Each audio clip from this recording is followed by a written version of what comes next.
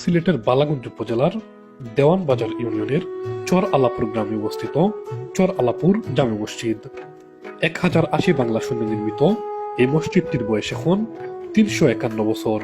জানা যায় 1080 বাংলা শুনে মসজিদটি নির্মাণ করেছিলেন চর আলাপুর গ্রামের খন্দকার মোহাম্মদ তকি নামের এক লোক। দোহার মোহাম্মদ তকি। চুনাপাথর দিয়ে তৈরি এই মসজিদটি এই এলাকায় সবচেয়ে পূর্ণ মসজিদ বলে জানা গেছে। স্থানীয়ভাবে জনশ্রুতি আছে চর আলাপুর জামে মসজিদ গায়েবী তৈরি হয়েছে, তাই এই এলাকার লোকজন মসজিদটিকে গায়েবী মসজিদ নামেই চেনেন। তবে মসজিদটি যে গায়েবী তা মানতে নারাজ চর আলাপুর গ্রামের 78 বছর বয়সী বৃদ্ধ খন্দকার মহিউদ্দিন। আমার আপনার আল্লাহর ঘর, পবিত্র ঘর কাবার শরীর এগুলো কাজিয়েছিল না না মানুষে বানাইছে। মানুষে মানে তাই লেগে থাকে এগুলো সব মানেনি। না না এগুলো তো আরো ছোট, তাই এগুলো সামনে হইব এগুলো মানুষও বানাইছে। মানুষে বানাইছে, মানে এমনি মানুষে কয় আর কি মুখে মুখে উঠে গেছে যে মুখে মুখে উঠছে।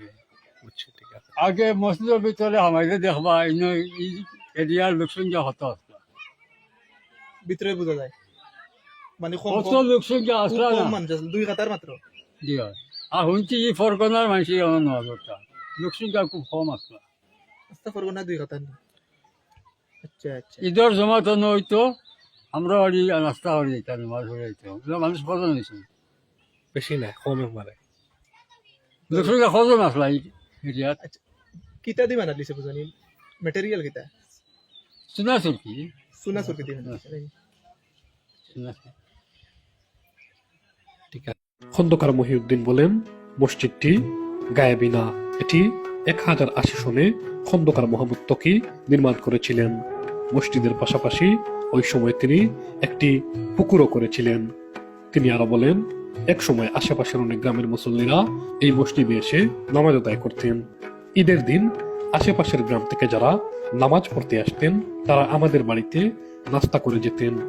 আগেকার সময়ে মানুষের সংখ্যা কম ছিল, সেই হিসেবে মুসল্লিদের সংখ্যাও ছিল কম। মসজিদের ভিতরে গিয়ে দেখা যায় মূল মসজিদটির আকার খুবই ছোট। নির্মাণকালীন সময়ে 2 কাতার মুসল্লি ধারণ ক্ষমতা রেখেই মসজিদটি নির্মাণ করা হয়েছিল। পরবর্তীতে জায়গা সংকুলন না হওয়ায় মসজিদটি আরো বড় করা হয়েছিল। স্থানীয় লোকজন সহ বালাগঞ্জের দায়িত্বশীল একাধিক লোকজন জানান চর আলাপুর জামে মসজিদটি এই এলাকার সবচেয়ে পুরনো মসজিদ।